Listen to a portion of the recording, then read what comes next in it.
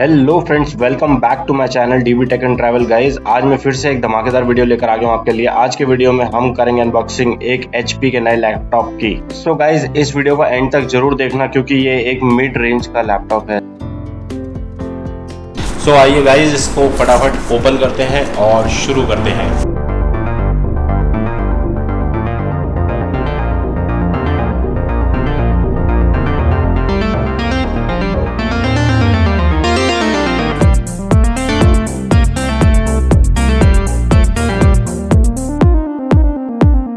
तो गाइस, ये जो लैपटॉप है ये है HP का EliteBook 840G8 मॉडल, जो कि काफ़ी धमाकेदार स्पेसिफिकेशंस और डिटेल्स के साथ आता है। आइए इस लैपटॉप को फटाफट ओपन करके देखते हैं इसकी क्या डिटेल्स हैं, क्या स्पेसिफिकेशंस हैं। चलिए शुरू करते हैं। ओके, सो गाइस, ये आ गया हमारे पास लैपटॉप का बॉक्स। आइए फटाफट इसको ओपन करके देखते हैं। मैं अपने नाइफ को ओपन कर लेता हूँ। तो भाई यहाँ पे ये हमारा लैपटॉप का बॉक्स ओपन हो चुका है। तो आप यहाँ देख सकते हैं फर्स्ट लुक में यहाँ पे हमको यहाँ चार्जर दिखता है और यहाँ पे लैपटॉप दिखता है और अंदर से इसको देखते हैं कैसा लग रहा है। तो इसके अलावा इस बॉक्स के अंदर गाइस कुछ भी नहीं है। यहाँ पे ये चार्जर की वो है और ये बॉक्स खाली है, तो हम इसको रखते हैं यहाँ साइड में। और ये चार्जर जो कि इसके अंदर आता है, तो आप देख सकते हैं यहाँ पे एक HP की तरफ से हमें 65 वाट का जो है चार्जर देखने को मिलता है। तो ये आप देख लीजिए, ये फास्ट चार्जर है HP की साइड से, जो कि पेटेंटेड चार्जर है HP का। और ये पिन जो है ये HP की पेटेंटेड पिन है। तो आप अगर इस पिन से रिलेटेड मिलता जुलता अगर कोई दूसरा चार्जर इस लैपटॉप में लगाएंगे तो वो इसके साथ ढंग से वर्क नहीं करेगा। तो ये इसके चार्जर की डिटेल्स है। उसको यहाँ पे साइड में रखते हैं, फटाफट लैपटॉप को ओपन करते हैं। तो यहाँ पे आप देख सकते हैं, यहाँ पे हमें कुछ यूज़र गाइड या यूज़र मैनुअल मिल जाती है, वारंटी रिलेटेड इन्फॉर्मेशन। तो इनको भी साइड में रखते हैं और फटाफट लैपटॉप को ओपन करते हैं। तो यहाँ पे आप देख सकते हैं ये HP की तरफ से HP की ब्रांडिंग के साथ आता है। मैट फिनिश के अंदर पूरा इसकी आउटर जो स्किन है वो मैट फिनिश के अंदर है और नीचे से भी जो है बिल्कुल एकदम क्लीन और बिल्कुल मैट फिनिश के अंदर आता है। यहाँ पे थोड़ा सा एयर वेंटिलेशन के लिए यहाँ पे नेट दी हुई है। तो गाइस, आप ये देख सकते हैं यहाँ पे बड़ा ही सटल सा लैपटॉप है, जिसकी अगर मैं स्क्रीन की बात करूं तो बिल्कुल एक एंटी ग्लेयर वाली स्क्रीन है जो कि 14 इंच में है। इसके बारे में डिटेल में अभी थोड़ी देर में बात करेंगे। और बाकी लुक्स के अंदर अगर मैं दिखाऊं तो यहाँ पे आपको नीट एकदम इसका कीबोर्ड देखने को मिलेगा। साइड में यहाँ पे इसके पोर्ट्स मिल जाते हैं, जिसके बारे में अभी मैं बताऊँगा आपको। और काफ़ी एक सुंदर और स्लीक वर्क स्टेशन है, या फिर मैं कहूँ कि लैपटॉप है। तो अब अगर मैं इसके वेट की बात करूँ कि इसका वेट कितना आ रहा है, तो ये यहाँ पे मैंने एक वेइंग मशीन यहाँ पे रख दिया। आप देख सकते हैं 0 आ रहा है यहाँ पे वेट। तो अब अगर मैं यहाँ पे इसको लैपटॉप को रख देता हूँ तो टोटल वेट जो हमें यहाँ पे देखने को मिलता है 1456, जिसमें कंपनी ने यहाँ पे जो क्लेम किया है वो क्लेम किया है 1.4 kgs with touch screen and 1.3 kgs without touch screen. So काफ़ी डिसेंट है। आइए फटाफट इसके बारे में थोड़ा और डिटेल में बात करते हैं। ओके, सो गाइस, ये आ गया हमारे पास HP का EliteBook 840G8 मॉडल। सो इसको स्टार्ट करने से पहले सबसे पहले हम इसके पोर्ट्स के बारे में जान लेते हैं। तो यहाँ पे हम अगर इसके राइट हैंड साइड के पोर्ट्स की बात करें तो जो यहाँ पे अगर मैं आपको दिखा सकता हूँ तो आप यहाँ देख सकते हैं, यहाँ पे हमें एक चार्जिंग का पोर्ट मिल जाता है, जो लैपटॉप चार्जिंग का पोर्ट है। एक HDMI 2.0 का एक पोर्ट मिल जाता है। देन यहाँ पे 2 हमें USB Type-C के फास्ट कनेक्टिविटी वाले पोर्ट मिल जाते हैं, जिसकी जो डेटा ट्रांसफरिंग या सिग्नलिंग रेट की जो स्पीड है दैट इज 40 Gbps पर सेकेंड की। तो guys, this is awesome USB 4.0 Type-C high connectivity rate वाले जो Type-C के जो पोर्ट्स हैं वो हमें यहाँ देखने को मिलते हैं। यहाँ पे एक सिम स्लॉट हमें यहाँ पे देखने को मिलता है, जो कि हो सकता है आपकी कंट्री के हिसाब से या फिर हो सकता है आपके रीजन के हिसाब से ये इनेबल्ड हो या इनेबल्ड ना हो। इसके अलावा अब अगर मैं इसको यहाँ पे ट्रांसफ़र करता हूँ तो यहाँ पे हमें एक कार्ड जैक देखने को मिल जाता है, जो कि सिक्योरिटी कार्ड से रिलेटेड है। अगर आपकी कंपनी उसको इनेबल करेगी तो हो सकता है ये चालू हो, या फिर इसका अदरवाइज आपको कोई पर्पस या कोई यूज़ नहीं आने वाला। इधर पे मैं बताऊँ तो 3.5 mm का एक हमें हेडफोन जैक देखने को मिलता है। यहाँ पे USB Type-A के 2 पोर्ट देखने को मिलते हैं, जिनकी जो कनेक्टिविटी स्पीड की जो अगर मैं बात करूँ, जो सिग्नलिंग रेट है वो है 5 Gbps पर सेकेंड का। और यहाँ पे एक हमें जो है सिक्योरिटी लॉक देखने को मिलता है। अब पीछे से अगर मैं आपको इसमें दिखाऊं तो इसमें अब HP ने बहुत अच्छा काम किया है, जो कि मैंने अपने पिछले लैपटॉप के टाइम पे भी आपको बताया था। अपने 4 जो यहाँ पे जो रबर के जो इनके पॉट्स आते थे उनको हटा दिया और यहाँ पे अब ये रबर की लाइंस देने लग गए हैं as a grip to hold on any surface, which is really wonderful and it works really well because मैं एक दूसरा HP का लैपटॉप यूज़ कर रहा हूँ जिसके अंदर सेम इस तरीके की लाइंस हैं। वो एक बहुत ही शानदार स्टेबल प्लेटफॉर्म देती है मेरे को और बहुत अच्छी ग्रिप देती है किसी भी सरफेस पे जहाँ पे भी मैं रख के उसको काम करता हूँ। तो यहाँ जो हमें इसकी जो एक हीट की जो ग्रिल देखने को मिलती है जो एयर सेक्शन के लिए है, वो मेरे को थोड़ा सा लग रहा है कि थोड़ी सी कम है। आई डोंट नो इसकी वजह से हीटिंग इशू आएंगे कि नहीं आएंगे। जब मैं अब इसको यूज़ करने लगूँ तो मैं उसके बाद इसके बारे में डिटेल में मैं आपको इसके बारे में बता पाऊंगा। तो सबसे पहले गाइज अब अगर मैं इसके प्रोसेसर की बात करता हूँ तो गाइज इसके अंदर i5-1135G7 प्रोसेसर लगा हुआ है which is on 10 nanometer technology. Guys गजब का प्रोसेसर है। इसके सेगमेंट के हिसाब से बहुत शानदार i5 प्रोसेसर है जिसकी क्लॉक स्पीड जो है 4.5 गीगाहर्ट्ज तक जा सकती है ऑन मैक्सिमम बूस्ट। नॉर्मल के हिसाब से अगर मैं बात करूं तो 3.2 गीगाहर्ट्ज के आसपास की उसकी स्पीड रहेगी। लेकिन गाइज जो अमेजिंग इन्फॉर्मेशन या बात है इस प्रोसेसर की वो है ये 10 नैनोमीटर टेक्नोलॉजी के ऊपर बना हुआ है। 10 नैनोमीटर टेक्नोलॉजी लैपटॉप के अंदर आज भी एक कमाल की एक स्पेसिफिकेशन है बिकॉज आई मीन इससे नीचे के जो लैपटॉप है जो आने वाले टाइम में हमें देखने को मिलेंगे वो अभी इतने कॉमन नहीं हुए हैं और उनकी अभी आई थिंक हमारे को एक मिड सेगमेंट में ज़रूरत भी नहीं है क्योंकि वो अननेसेसरली काफ़ी ज़्यादा एक्सपेंसिव हो जाते हैं।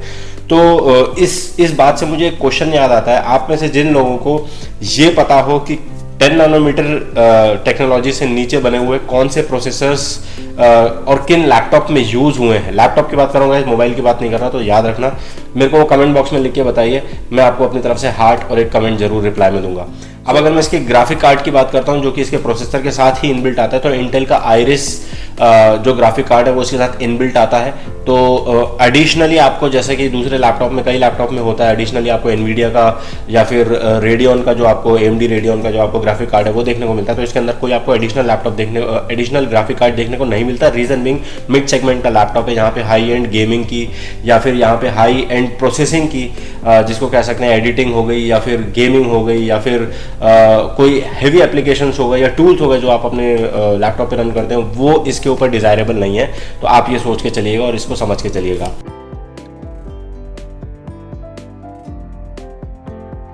गाइज अब अगर मैं इसके डिस्प्ले की बात करता हूं तो ये एक 1920x1080 फुल HD डिस्प्ले है जो कि एक IPS पैनल है, एक टच पैनल है, ये एक टच डिस्प्ले है। और साथ साथ अगर मैं इसकी ब्राइटनेस की बात करूं डिस्प्ले की तो 400 निट्स की ब्राइटनेस के साथ आता है। कमाल की स्क्रीन है, आपको कहीं पे भी जरा सा भी आपको स्क्रीन रिलेटेड इश्यूज देखने को नहीं मिलेंगे। जो टच का भी जो सैम्पलिंग रेट है इसका वो भी कमाल का है। बहुत शानदार आपको एक्सपीरियंस मिलने वाला है in this segment in terms of this laptop, या फिर मैं कहूँ तो इस प्राइस रेंज के लैपटॉप के अंदर जो ये परफॉर्मेंस आपको देगा वो एक कमाल की आपको परफॉर्मेंस देखने को मिलेगी। ऊपर में अगर इसके थोड़ा सा ऊपर जाता हूँ तो यहाँ पे आपको एक कैमरा देखने को मिलेगा जो कि 720 पिक्सल का एक कैमरा है। आई डोंट नो व्हाई आज की डेट में भी कंपनियां इतने सस्ते और इतने बेसिक वाले कैमरास लगा के देती हैं, जबकि आज की डेट में ये एक बहुत ज़्यादा रिक्वायरमेंट हो गई है। हर कोई बंदा जो है जो कोविड के बाद से मोस्टली लैपटॉप के ऊपर वीडियो मीटिंग्स होती हैं, दुनिया भर की जूम कॉल्स होती हैं और मीटिंग्स होती हैं, तो वो सब अटेंड करने के लिए एक अच्छी क्वालिटी का कैमरा होना आई थिंक ज़रूरी है। बट अभी भी 720 पिक्सल के 720p के जो कैमराज हैं वो लग के आ रहे हैं। सो उसके साथ में अगर आप देखेंगे तो यहाँ पे एक और IR कैमरा लगा हुआ है जो कि विंडोज़ हेलो को सपोर्ट करता है, बिकॉज ये लैपटॉप भी विंडोज़ हेलो को सपोर्ट करता है। तो अगर आप अपने फेस रिकॉग्निशन को ऑन करते हैं इसे लैपटॉप के साथ तो ये दूसरा वाला कैमरा एक्टिवेट रहेगा, ये आपका प्राइमरी कैमरा को रीड नहीं करेगा।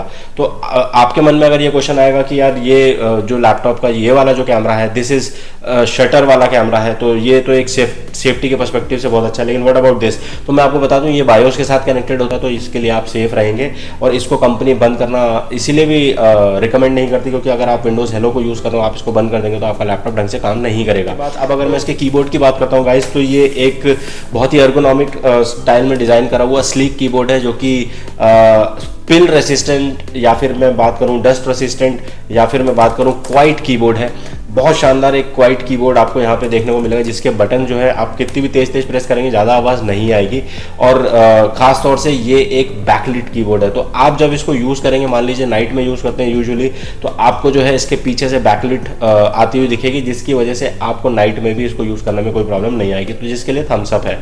अब अगर मैं यहाँ पे इसी के नीचे इस बात करूँ तो यहाँ पे एक माउस पैड देखने को मिलता है हमें, विच इज़ वंडरफुल, बिकॉज ये माउस पैड जो है काफ़ी स्मूथ है, इसका जो फीलिंग है, टच है, बिल्कुल एकदम स्लीकी और सिल्की वाला टच है, और जो बटन्स भी हैं वो भी बहुत ही ज़्यादा अर्गोनॉमिकली डिज़ाइंड है, जिसकी वजह से आपको जो है कोई भी यहाँ पे टच में प्रॉब्लम फील नहीं होगी, या फिर कोई भी आपको क्लिक साउंड बीच में नहीं आएंगे, ये बिल्कुल ही स्मूथ है।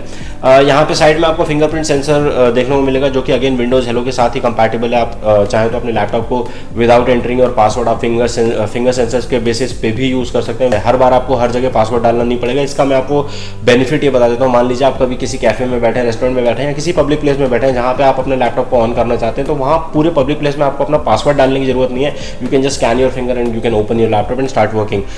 ऐसे केसेस में ये आइडेंटिटी थेफ्ट की प्रॉब्लम आती है। अब इस बात से मुझे एक और चीज़ याद आई, अगर आप कोई ऐसा केस जानते हैं जहाँ पे ऐसा आइडेंटिटी थेफ्ट आपकी नॉलेज में हुआ हो, तो ज़रूर कमेंट बॉक्स में लिख के बताइए मुझे। मैं उसके बारे में जानना चाहूँगा और समझना चाहूँगा कि वो क्या हुआ था और कैसा हुआ था, और मैं आपको अपनी तरफ से लाइक और एक हार्ट जरूर दूंगा।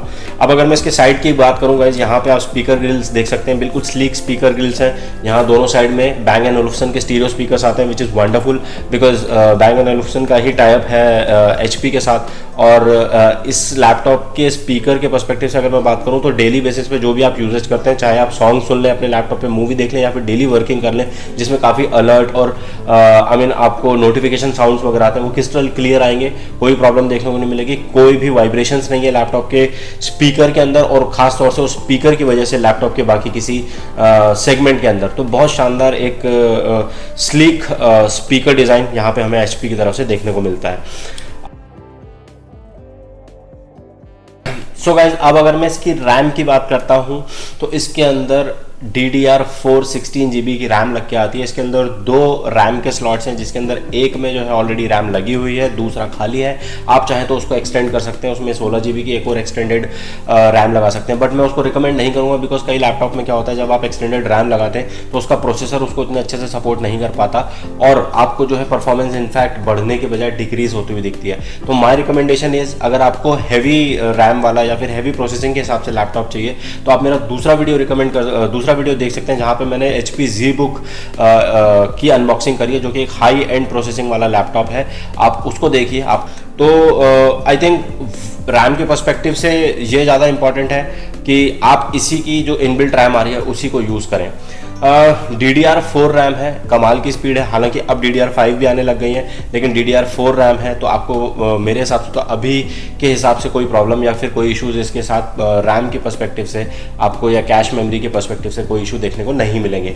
अब अगर गाइज मैं इसकी स्टोरेज की बात करता हूँ, तो इसके अंदर 512 GB की PCIe NVMe 2.0 which is non volatile express memory 2.0 वाली इसके अंदर SSD हार्ड डिस्क लगी हुई है। तो सबसे ज़्यादा समझने वाली बात है, सॉलिड स्टेट ड्राइव है, SSD हार्ड डिस्क है। इसके अंदर वो कन्वेंशनल हार्ड डिस्क वाली हार्ड डिस्क नहीं लगी हुई, जिसके ऊपर एक मैग्नेटिक डिस्क होती थी और उसके ऊपर एक पिन होती थी जो रीड करती थी डेटा को और स्टोर करती थी।